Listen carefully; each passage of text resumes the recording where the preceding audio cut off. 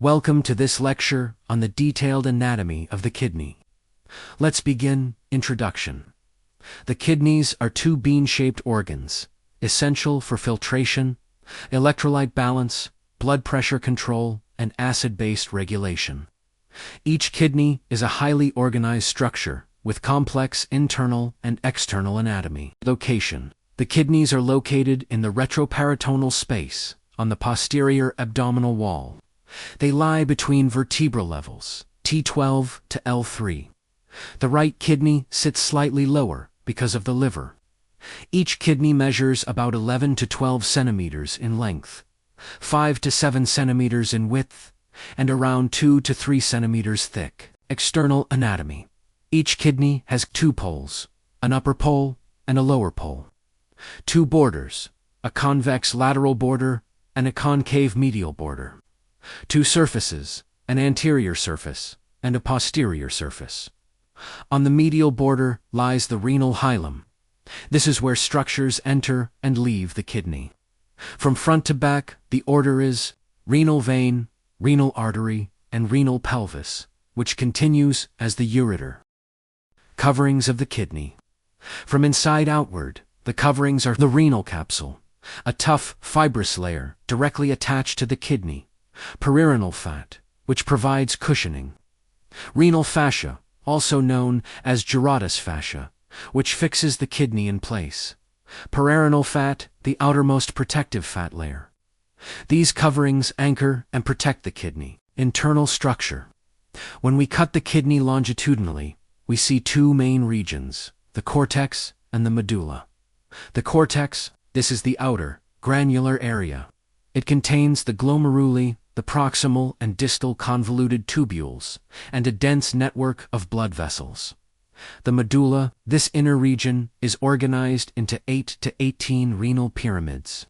Each pyramid ends in a tip called the renal papilla, which drains into the minor calyx. Cortical tissue projects between the pyramids, forming renal columns. A renal lobe is made up of one pyramid and its overlying cortex. Inside the hilum lies the renal sinus, which contains the minor and major calyces, the renal pelvis, blood vessels, nerves, and fat tissue. Renal blood supply.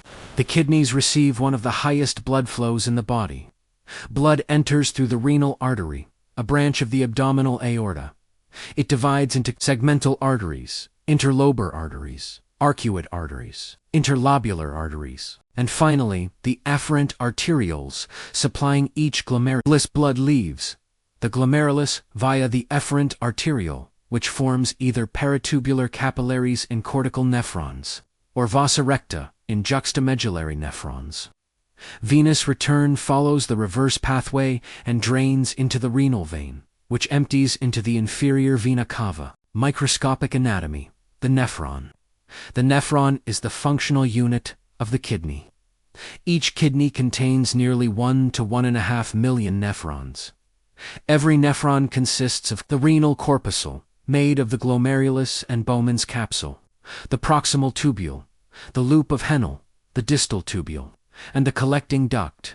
There are two types of nephrons: cortical nephrons, which are more numerous and perform most filtration, and juxtamedullary nephrons, which have long loops of Henle and are essential for concentrating urine. Jux, the glomerular apparatus. At the point where the distal convoluted tubule contacts the afferent arteriole, we find the juxtaglomerular apparatus. It contains macula densa cells, which sense sodium chloride, juxtaglomerular cells, which secrete renin, and mesangial cells, which coordinate signals.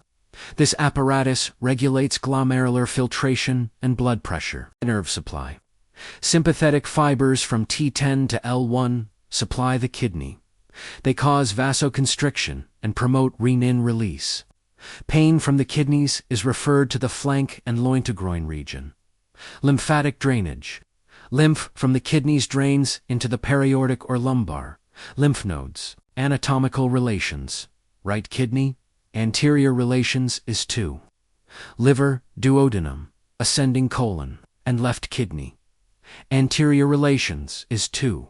Stomach, spleen, pancreas, jejunum, descending colon, posterior relations of both kidneys are the diaphragm, psoas major, quadratus, lumborum, and the 12th rib, plus the 11th rib on the left.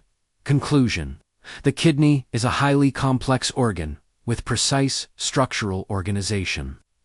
Understanding its anatomy is essential for grasping renal physiology, pathology, and clinical correlations. This concludes the detailed anatomy of the kidney.